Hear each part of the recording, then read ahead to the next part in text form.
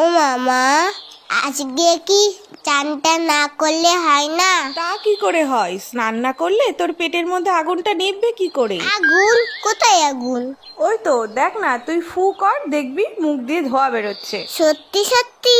হ্যাঁ তো, যা আয়নায় গিয়ে দেখ।